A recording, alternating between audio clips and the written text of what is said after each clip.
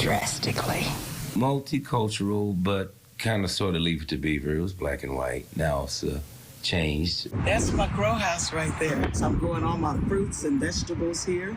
Barbara Gaynor is from San Francisco. Her parents moved to the city's OMI neighborhood in the 1950s. After graduating from San Francisco State in '84, Gaynor came back home and noticed something strange. She says people not from the neighborhood were taking a tour on what she describes as casino buses. And these people were actually on buses and pointing. So I said, well, Mom, with all these people coming in, one day I might not even be able to live here. She said, well, if that be the case, then you need to get on it. Barbara set her sights on owning a home in the city and worked 3 jobs for 5 years to make it happen, closing on a home across the street from her mother in 1999. She says a realtor showed up 4 times in one day asking to buy the property, and each time she said no. I told him, I said, well, if I did sell you my house, where would I go? He said, you should go to Antioch because that's where your people go. At that point, my blood went from my toe all the way to my head.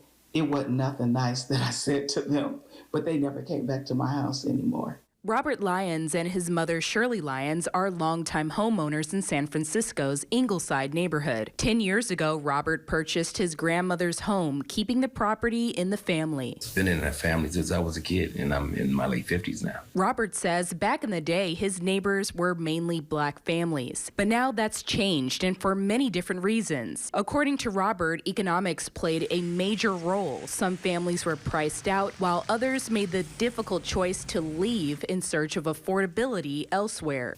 I never chose to leave. My father always told me, don't let anybody set a shade tree for you to sit under. Pick your own. Shirley Lyons is from Texas. She moved to San Francisco with her family when she was just 8 years old. When Shirley got married, she and her husband shared a clear goal to own a home. They achieved it in 1962. Owning land started before I was born. I had a grandfather, my dad's dad. He had 400 acres. The other, he had 20 acres. Like Robert, Shirley, and Barbara say they've noticed realtors targeting black homeowners. When are you selling your home? We want to make that neighborhood all this race. I don't see this as $1 million. I see it as a roof over my head. Findings from the Bay Area Equity Atlas, a regional justice data project, shows that in 2000, San Francisco had 7,100 black homeowners, with a homeownership rate of 29%. At the time, that was 6 points below the citywide rate of 35%. By 2024, the number dropped about 3,600 households. The black homeownership rate fell to 22%, while the citywide rate rose to 38%. That means black San Franciscans are 16% less likely to own a home compared to their neighbors. On KSFX, that's Stevie Wonder and Golden Lady, and I'm Larry Diggs. In 1975, KRON 4 News filmed a documentary titled The Fillmore Revisited. It was centered around the ongoing gentrification of the Fillmore neighborhood.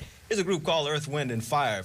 At the time, a young Lawrence Diggs worked for several local radio stations in San Francisco. He lived in the Fillmore. We caught up with him nearly 5 decades later. He recalled disturbing memories of residents being pushed out. I remember there was a guy, he defended his house with a shotgun. Well, they started moving those people out. There was one guy who he wouldn't sell his jazz club, and he got killed. The they is, I don't know who, because they weren't all one people, but it just seemed to us like a concerted effort. Referring to San Francisco's redevelopment agencies, the group led urban renewal projects across the city in the 1960s. It focused on projects in black neighborhoods like the Fillmore and Western Addition. Barbara's message to black families is simple: plan ahead and keep property in the family, and for black youth to pursue high-paying careers to build the stability needed to buy and keep their homes. And that's what my parents always told me: get yourself a good job so you can get your pension. Not your pension, but your pension. Robert, Shirley, and Barbara say they're here to stay in San Francisco. I feel good here. I feel sad at times because my sweetheart is not here. And that's the bad. Shirley's husband has since passed, but the house and the memories they made there remain a lasting reminder of the life they built together. Owning a home, it's just been wonderful to have my family to come over, help yourself, whatever's in the refrigerator.